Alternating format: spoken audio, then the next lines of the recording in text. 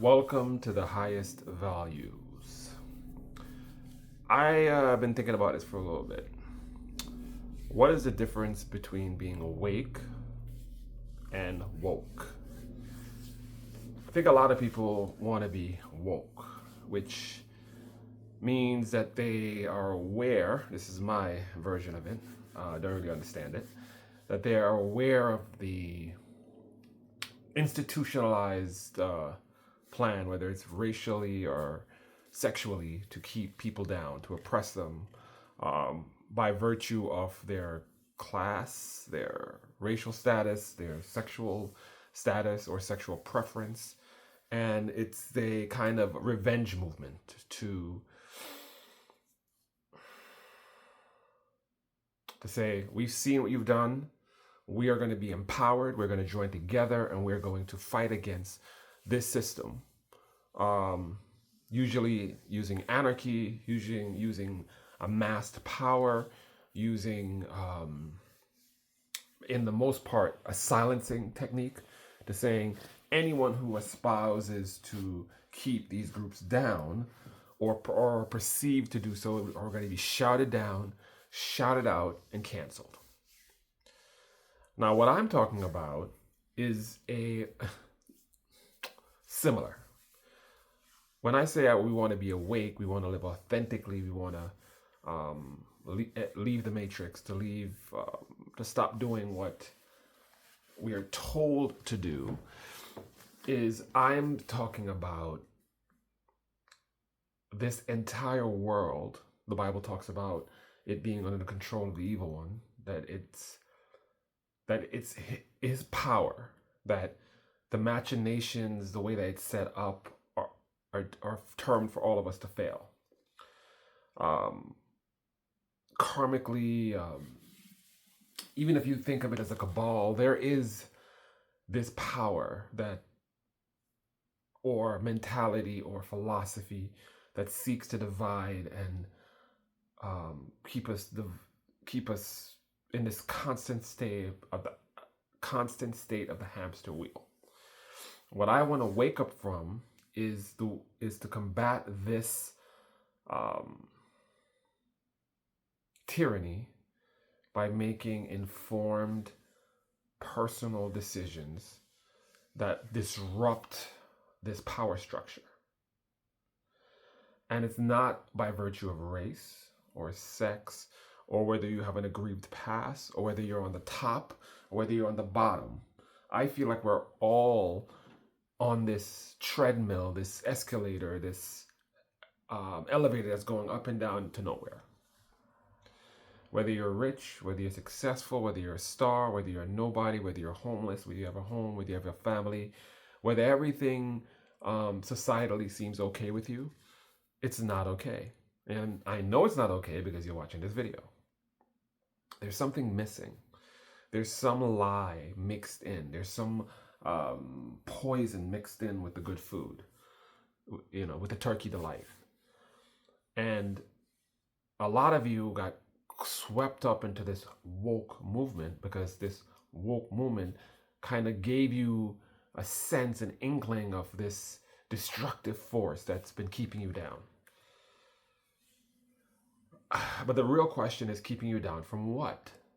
Is it from being wealthy? Is it from being the oppressor as well? Because that's the promise, right? Now you can be the oppressor. Now you can put your hand on this very toxic wheel and you can control it. It's toxic, but you can control it. You will now be in charge. You will now be the one that will be the one with the whip. You will be the cracker and they will be the slaves. And it's retribution. And then after 500, 600 years of you being on top, then the balance. And then we could start thinking about making the world right. And I think that's a fool's errand, because the ones on top are also on this treadmill. They're locked in even worse than we are. Yes, they're feeling some of the pleasures, but it's temporary. I guess you have to ask yourself this question. Would you gain the whole world by giving up your soul? Or is your soul the whole world? I think the answer to that is the difference between woke and awake. Someone who's woke still believes in the dream, still believes what society has told them. They just think that they've just been given the short end of that stick.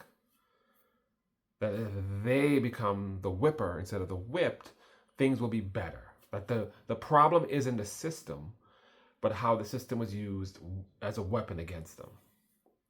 What I want you to do is be awake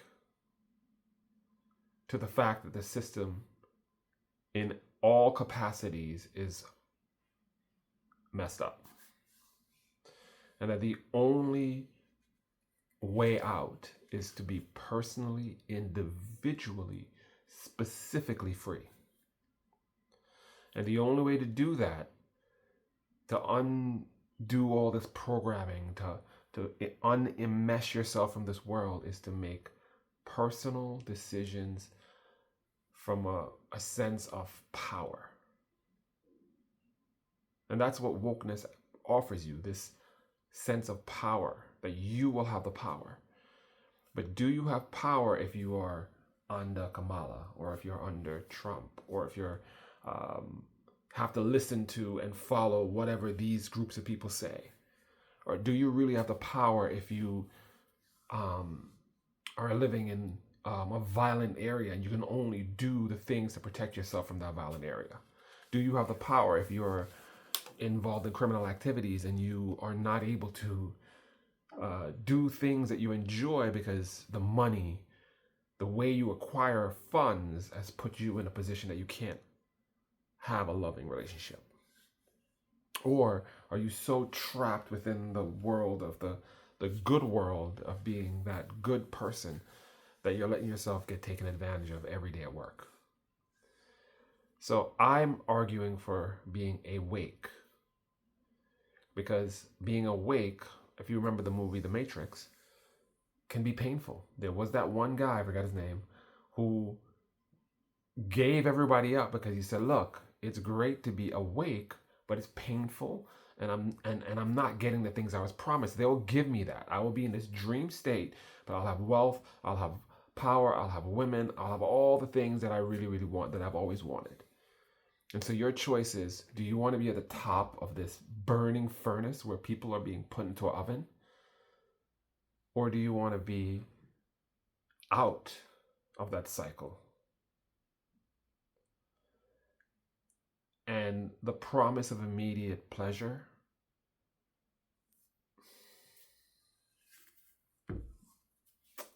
if I have to explain that to you, you're still asleep. And I don't think, and I might be naive, that revenge, a toppling of the order and reinstating it back up with you at the top, is ultimately going to be a satisfying or fulfilling life. Look at them, the people out there protesting and running amok. Do they look happy to you? Do you think there'll ever be a point at which they're satisfied with race relations, sex relations, gender relations? Do you think there's ever going to be a point at which they said, we've arrived, we've righted every wrong that is possible to right? Or will they just find something else to be upset about? I advocate personal strength. And if that means as a yardie, if that means it as a politician, if that means as an upstanding citizen, stay where you are. I think the Bible says that. When you become born again, do not leave where you are, but you are new. Your light cannot be hid. It is uncovered and bright. And yes, I draw from the Bible. I draw from everything, because the truth cannot be hidden. It can only be camouflaged. And those who have their eyes lowered and their gaze and they're walking around sleepy, they miss it. So I want you to live a life that is so authentic, that is so real, that is so present, that although you're covered with chains and seem like you're broken down, you are free. Because the kingdom is now, and the kingdom is you.